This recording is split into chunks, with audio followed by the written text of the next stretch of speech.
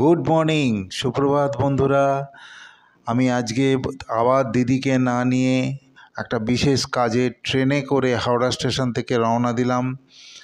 Train বেলা প্রায় 10টা বাজে, তো ট্রেন মোটামুটি ফাঁকাই আছে, খুব একটা মারাত্মক ভিড় নেই।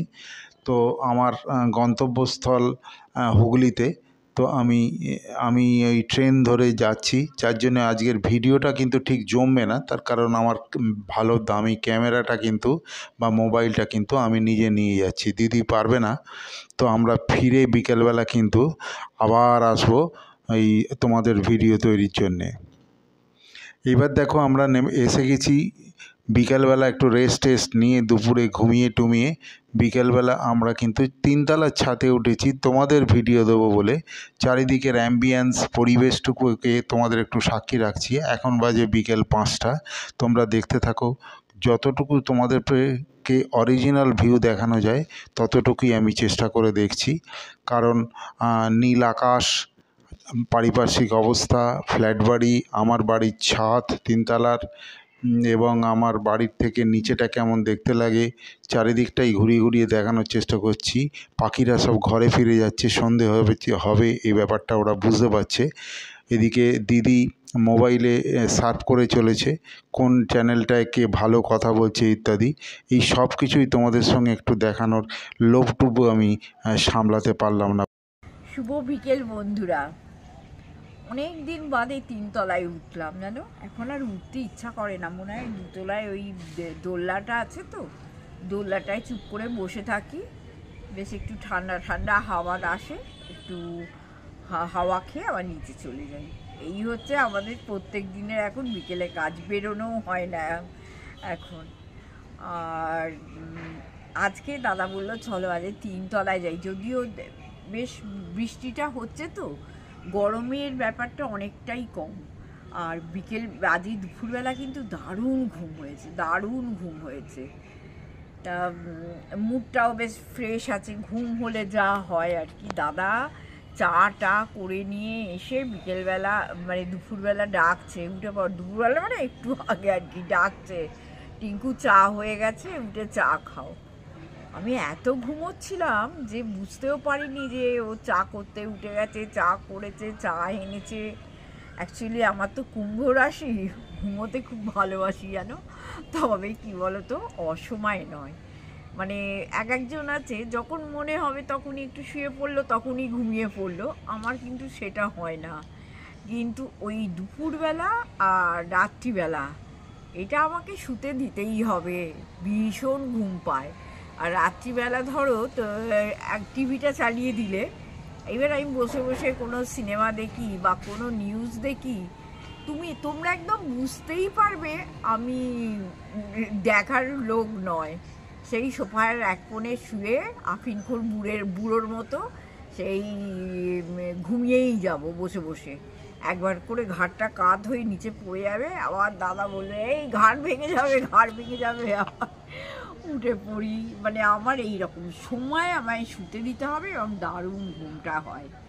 তবে মাঝখানটা দুপুরবেলার শোয়াটা একদম বন্ধ করে দিয়েছিলাম। শরীর খারাপের পর থেকে আবার আস্তে আস্তে আস্তে আস্তে সেটা আরম্ভ হয়েছে, এবং ঘুমটা একদিন হয় না। যেদিন একটু ধরো কোনো ভাবনা চিন্তাটা বেশি রইল, কোনো টেনশানটা একটু বেশি রইল, সেই দিন হয়তো একটু ঘুমটুমগুলো হয় না। কিন্তু যেদিন একটু টেনশন ফ্রি হয়ে যায়, আর সবথেকে বড় কথা ওয়েদারটা ভালো থাকে। খুব গরমে না, যতক্ষণ এসি চলছে হয়তো একটু আরাম হচ্ছে, তারপরে কোনো আরাম নেই, ঘুমটাও হতে চায় না। কিন্তু আজ যেহেতু ওয়েদারটা কুল আর ফ্যানটা চালিয়ে দিয়েছে, ভোরে ঘুমিয়েছি জানো। আর আজকে দাদা তোমাদের আকাশটা দেখালো, আকাশটা দেখে বুঝতেই পারছো কেমন যেন একটা ঘোলাটে ব্যাপার। বুঝতে পারছি না আবার সন্ধ্যেবেলা বৃষ্টি আসবে কিনা। আমি তো চাই বৃষ্টি হোক বাবা। হ্যাঁ, যে বৃষ্টিটা যদি হয় তাহলে যে কি আনন্দ হয়, বেশ একটা ঠান্ডা ঠান্ডা ওয়েভ আসে, বৃষ্টির সঙ্গে সঙ্গে একটা ঠান্ডা ঠান্ডা হাওয়া, বড় আরাম হয়। আজকেই মনে মনে সকালবেলা ভাবছি কবে তৃষাকে দিয়ে একদিন খিচুড়ি করাতে হবে, তবে ঠান্ডা, মানে বৃষ্টি হয়ে ঠান্ডা না পড়লে তো আর খিচুড়ি খাওয়া যাবে না, দাদার পেটের অবস্থা শোচনীয়। তারপরে যদি আবার এখন বৃষ্টি নেই অথচ খিচুড়ি খাওয়াই, তাহলে তো হয়েই গেল দাদার। তা চাই ঝমঝম ঝমঝম করে বৃষ্টি হবে, চতুর্দিকে একদম কালো হয়ে মেঘ হয়ে থাকবে, বেশ একটা ঠান্ডা ঠান্ডা আমেজ থাকবে, তখন গোবিন্দভোগ চালের গরম গরম খিচুড়ি। ও কতদিন খাই, কিন্তু তোমার তো ঘি খাওয়া বারণ। হ্যাঁ, আর শরীর খারাপের পর তো সবই বারণ। আদৌ আমার খিচুড়ি চলবে কিনা সেটাও একটা ব্যাপার, কারণ খিচুড়ি তো ফ্যানটা ফেলা যায় না, ভাতের সঙ্গেই তো ডাল দিয়ে খিচুড়িটা হয়, ফ্যানটা তো বাইরে বার করা হয় না। এইবার সেটা একটা ফ্যাট জাতীয় জিনিস, সেটাও আদৌ চলবে কিনা জানি না, ওই ভাবি আনন্দ পাই। আর ফোন তো সব সময়ের জন্য আছেই, হ্যাঁ, ফোনে নানান রকম খাবার দেখি, এই হাওড়ায় এটা পাওয়া যাচ্ছে ওটা পাওয়া যাচ্ছে, সেটা ওইটাই আর কি, আত্মার শান্তি হয়ে যায়, খাওয়াও হয়ে যায়। যা রোগ বাঁধিয়েছি এখন আর মানে কোনো কালেই খেতেটা পাবো না, এটা ভেবে নিয়েই চলতে হবে। যদিও আমার যে খুব খাওয়ার আগ্রহ আহিনকে খুব সারা জীবন থাকে, সেটাও অবশ্য আমি নয়। দাদা বলে যে এই একটা মানুষকে দেখেছি যে খেতে ভালোবাসে না। অ্যাকচুয়ালি আমি খেতে অত ভালোবাসি না বলি না, আমি আগে রান্না করতেও ভালোবাসতাম না। দেখবে যারা খেতে ভালোবাসে না তারা রান্না করতেও ভালোবাসে। যাই হোক, ভিডিওটা আরম্ভ করলাম। তোমরা জানো দাদার আজকে আবার অনেকটা ডিস্টেন্সে যাওয়ার কথা ছিল, এবং দাদা গেছেও, তোমাদের জন্য একটু শ্যুটও করে এনেছে ট্রেনে করে। তা দাদা আজকে একটু ক্লান্ত, এতটা ডিস্টেন্স তো আসা যাওয়া, আর আমাকে নিয়ে যায় না, বললো যদি কখনো গাড়িতে যাই তাহলে তোমাকে নিয়ে যাব, তোমার কষ্ট হবে না। হ্যাঁ, এসি গাড়িতে করে গেলাম, ঠিক আছে, কিন্তু দাদা যেহেতু ট্রেনে ফেনে যায়, সেহেতু দাদা আমাকে নিয়ে যায় না। সত্যি প্রত্যেক দিন ওই 3,000-4,000 টাকা খরচা করে এসি গাড়িতে যাওয়াটা পসিবল হয় না। তবুও আমরা প্রচুর চেষ্টা করছি যাতে তোমাদের ঠিকঠাক ভিডিও দেওয়া যায়, এবং পেছনে দেখতেই পাচ্ছ আরজিকর পরিবারের পুকুরকে রেখে আমরা শ্যুট করছি। বিকেলবেলাটা ছাদে একটু কাটাবো, মনে হলো তোমাদের একটু সুন্দর সিনিক বিউটি দিই। তো পৃথা অদ্ভুত সুন্দর একটা কথা বলেছে যে ওর লেখাতেই আমরা মানে জুড়িয়ে যায় মন, এত সুন্দর লেখেন এবং উপদেশ দেন, যে উপদেশগুলো আমাদের খুব এফেক্টিভ যদি ফলো করা যায়। আমরা হয়তো ভুলে যাই, মনে রাখতে পারি না।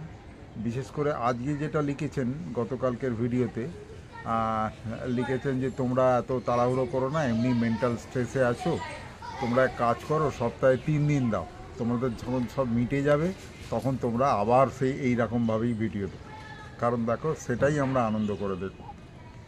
আবার মিতালিদি বলেছে তোমার ঠাকুর ঘরটা এত সুন্দর, মনে হয় ঠাকুরের মন্দিরের সামনে হাত জোড়ো করে বসে থাকি। তো এক একজনের এক এক রকম, আমাদের খুব ভালো লাগছে। কিন্তু আজকে আমি একটা ছোট জিনিস ডিসক্লোজ করব, যেটা বলা দরকার। আমার মেয়ের যখন 2005-এ MBBS চান্স পায়, এবং তারপরে যখন প্রায় ফাইনাল ইয়ার এসে গেছে, 2009-এ ও ফাইনাল ইয়ারে, তখন আমি আমার পরিবারের জন্য এই বাড়িকে ডেভেলপ করা ছাড়াও আমি একটা গাড়ি কিনেছিলাম, নতুন শোরুম গাড়ি, যেটা সেভ্রলের স্পার্ক, যে গাড়িটা আমি নিজেও ড্রাইভ করতাম, মেয়েও করতো। তো যেভাবেই হোক সেই গাড়িটা 2021 সালে, আমার মা 2022-এ মারা যায়, তার আগের বছর আমি বিক্রি করে দিই। কেন বিক্রি করে দিই প্রশ্ন থাকতেই পারে, কেন গাড়ি থাকতে বিক্রি করতে গেলে? তার কারণ হচ্ছে রিটায়ারের পরে খরচা বাড়ানোর কোনো মানে হয় না। আর আমরা তো সেই রকম কোথাও যাই না, গাড়ি পোষা মানে একটা হাতি পোষার সমান খরচা। আর এখন দেখো ওলা উবেরের যুগ, হ্যাঁ, এখন সত্যি গাড়ির অত প্রয়োজনও নেই। তারপরে দাদা বলুক। তো যে কারণে আমি বললাম একটা ছোট জিনিস ডিসক্লোজ করার প্রয়োজন আছে। আমার মেয়ে ইমিডিয়েটলি টাটা নেক্সন গাড়ি কিনেছে। এখন ওর নয় করে 2 বা 3টে গাড়ি হয়ে গেছে। এখন ও মেনটেন করতে পারছে না, মানে ওকে তো প্রচুর টাকা, এমনি ব্যাঙ্গালোর খুব হাই কস্ট জায়গা। না তার জন্যও না, ও বিক্রি করলে বিক্রি করেই দিতে পারতো, ও বিক্রি করতে পারতো, বললো আমার কি হবে। ও বললো দেখো কস্ট বলতে তোমরা তেল ভরবে, বাকি সব আমার করা আছে লাইফ টাইম। তোমাদের শুধু কস্ট তেল ভরবে আর গাড়ি চালাবে, একটা পাইলট ডেকে নেবে, দিনের বেলা যদি বাবাই চালাতে চায় চালাবে, আর দুপুরের পর বিকালের পর কিন্তু ড্রাইভার সেন্টার থেকে ইয়ে করবে, তোমরা ড্রাইভার নিয়ে ওখান যেখান যাবে গাড়িটা চালাবে। সুতরাং আমি গ্যারেজে যে ভদ্রলোক গাড়ি রাখেন আমাদের পাশেই, এই যে ফ্ল্যাটটা দেখছো এর দোতলায় উনি ভাড়া ছিলেন, প্রায় বছর 5 বাদে উনি ফ্ল্যাটটা কিনে নিয়েছেন। তো তার গাড়ি আমার ফ্ল্যাটে এখন এই গ্যারেজে থাকে, ওনাকে বলেছি আপনি ইমিডিয়েট গাড়ি বার করুন, আমার গাড়ি আসছে। তো আমার মেয়ে কিন্তু আজকের ডেটে প্যাকার্স অ্যান্ড মুভার্স আগারওয়াল থেকে গাড়ি অলরেডি প্যাক করে পাঠিয়ে দিয়েছে, যে গাড়িটা আমার মেয়ের দেয়া এবছরে আমার একটা বড় গিফট আর কি। তো হোন্ডা ব্রায়ো বড় গাড়ি হোন্ডার গাড়ি জানোই তোমরা, ভীষণ ভালো, 1200-র উপর সিসি। তো সেই গাড়ি আমার বাড়িতে প্রবাবলি 5, 6, 7-এর মধ্যে যে কোনো দিন আসবে। 5 বা 6 আবার মুসলিম ফেস্টিভ্যাল আছে, ঈদুজ্জোহা, আমি জানি না তার জন্য আটকাবে কিনা। তো আশা করছি 5, 6, 7-এর মধ্যে যে কোনো দিন আসতে পারে, আবার 4-এও চলে আসতে পারে।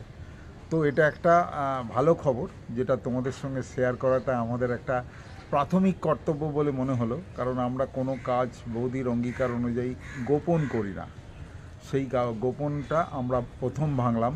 মানে আমাদের লাইফস্টাইলটাই আমাদের দুজনের লাইফস্টাইলে যা হচ্ছে তোমাদের গোপন করার কোনো প্রশ্নই ওঠে না। না, অনেক কিছু আছে যেগুলো তোমাদের আস্তে আস্তে ডিসক্লোজ করব, যেগুলো শুনলে তোমরা আনন্দ পাবে, কিন্তু সেগুলো আমি এখন বলতে চাই না, এখন বলো না।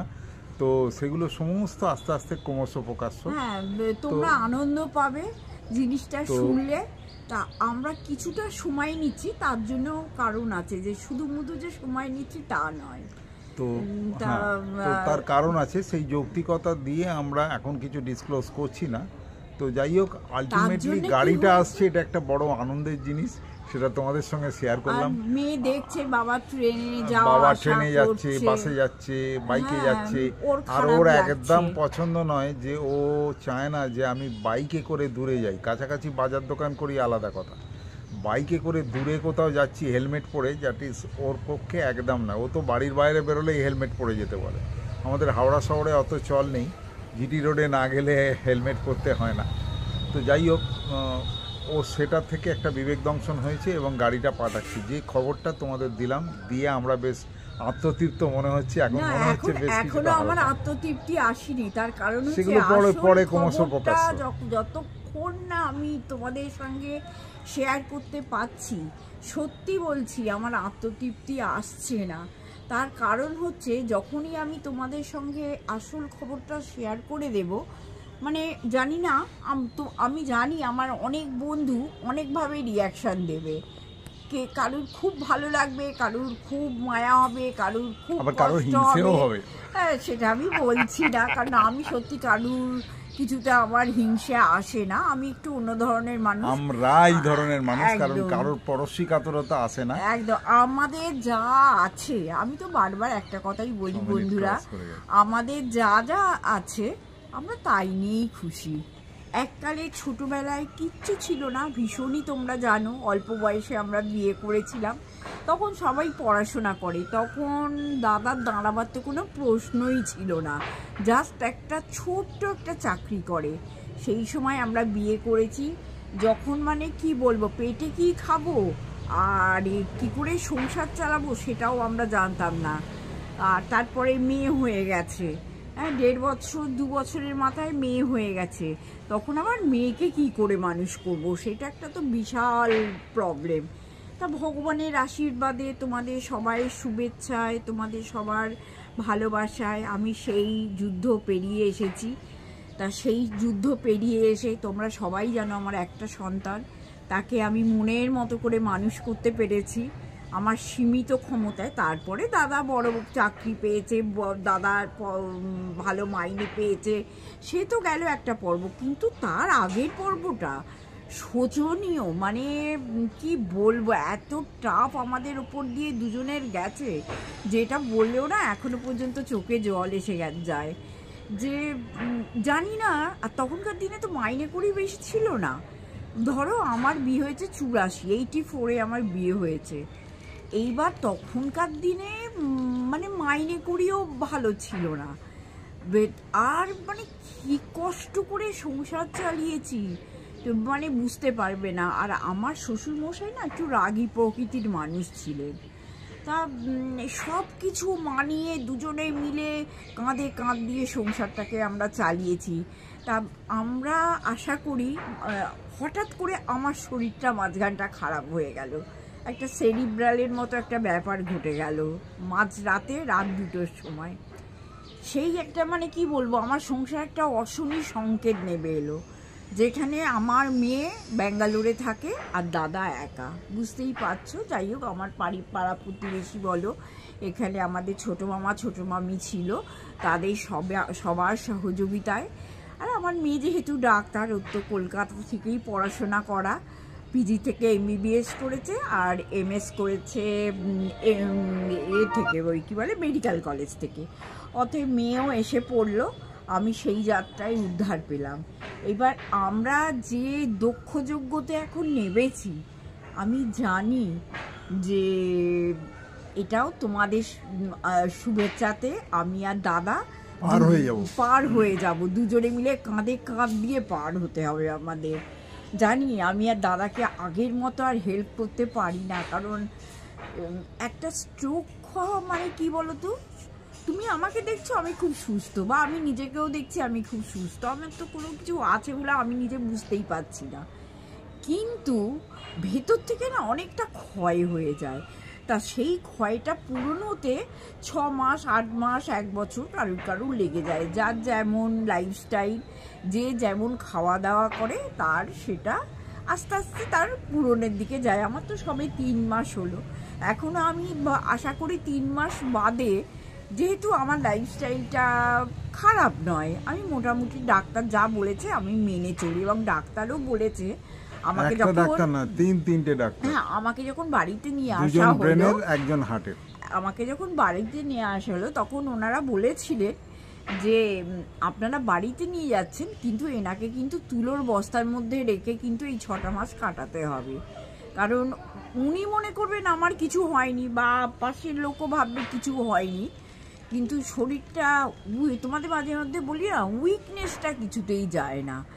আগের মতো টিঙ্কু যে একটা ছোটাছুটি করে কাজকর্ম, এত বড় বাড়ি সামলানো, সব কিছু নিজের হাতে করতো, মানে আমি কাউকে কাজ নিয়ে অত আমার ঝাইয়ে ছিল না, নিজেই করে নেবো, এত মনের জোর। কিন্তু এখন আর সেটা পেরে উঠি না, আস্তে আস্তে রিকভার করবো। আর তার সঙ্গে তো খাওয়া দাওয়াটা আছে, আর আমার খাওয়া দাওয়া নিয়ে ভীষণ মানে আমার কিছুই যেন ভালো লাগে না খেতে, এটা একটা প্রবলেম। ক্যামেরাটা নাড়িও না, এত আমি ফিনিকি যে আমার না সব খাওয়া সবসময় ভালো লাগে না, তাই এই জন্যে একটুখানি হয়তো সময় লাগবে আমার জন্যে। তা তোমাদের সঙ্গে আজকে অনেকটা মনের কথা বললাম, অনেকটা তোমাদের সঙ্গে শেয়ার করে দিলাম, আর আমার বিশ্বাস তোমাদের ভালোবাসায়, তোমাদের আশীর্বাদে, আর দাদার আর আমার হাত ধরাধরি করে কাঁধে কাঁধ দিয়ে লড়ার ক্ষমতায় আমরা এই জার্নিটা ওভারকাম করব, এবং ভীষণ হাসি মুখে চওড়া করব জয়, আমরা করব জয়, আমরা করব জয় নিশ্চয়।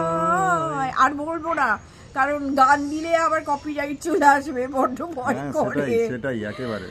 তো আজকের মতন শেষ করছি, আজকে আর আমরা বেশি বড় করছি না, টায়ার্ডও আছি, সকালবেলা ট্রেনে করে গিয়েছিলাম, প্রথমেই তোমাদের দেখিয়েছি।